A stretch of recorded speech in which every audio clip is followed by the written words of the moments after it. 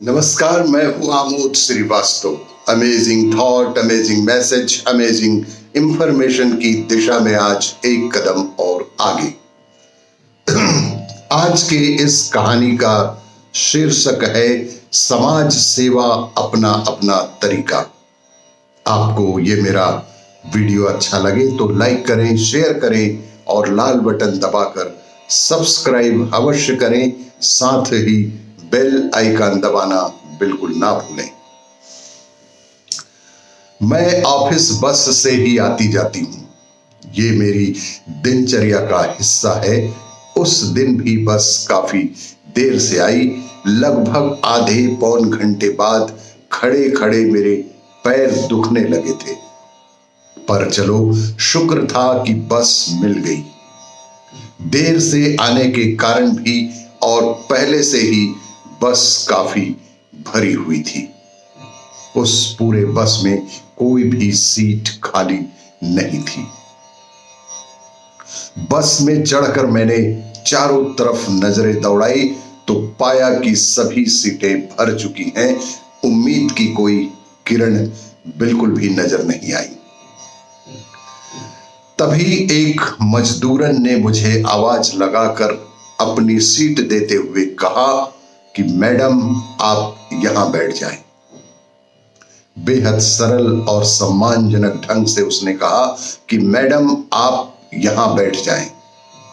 मैंने उसे धन्यवाद देते हुए उस सीट पर बैठकर राहत की सांस ली। वो महिला बेचारी मेरे साथ बस स्टॉप पर खड़ी थी। तब मैंने उस पर बिल्कुल भी ध्यान नहीं दिया था। कुछ देर बाद मेरे पास वाली सीट खाली हुई तो मैंने उसे बुलाकर बैठने का इशारा किया।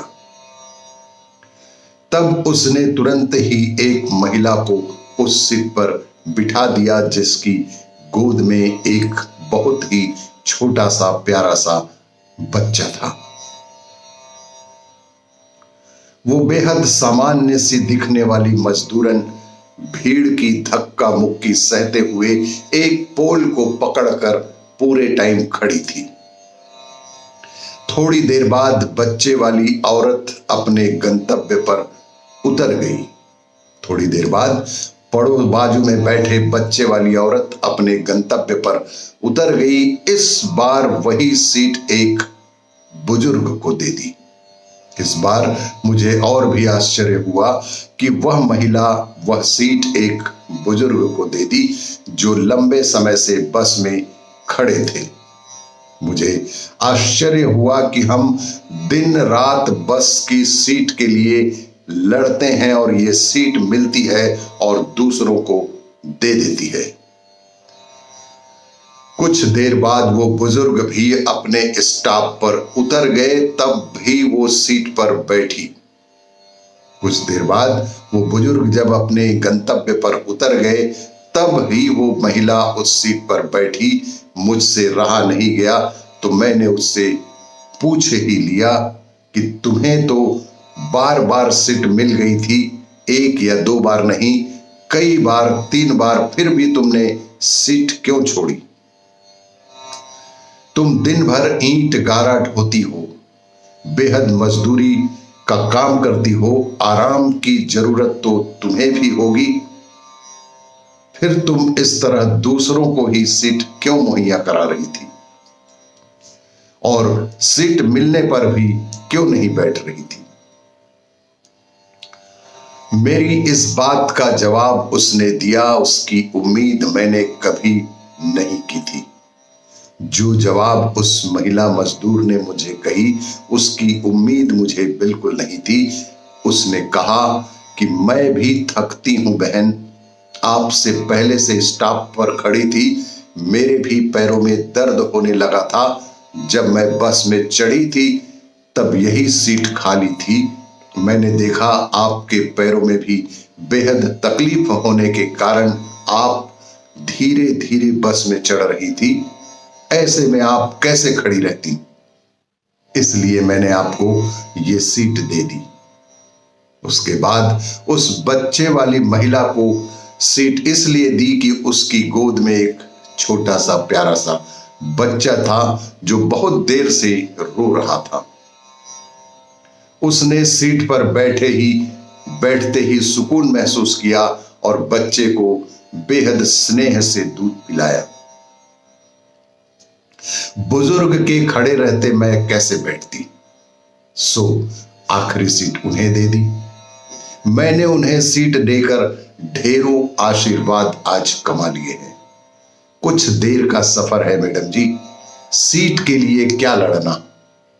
वैसे भी सीट को बस में ही छोड़कर जाना है, घर तो नहीं ले जाना।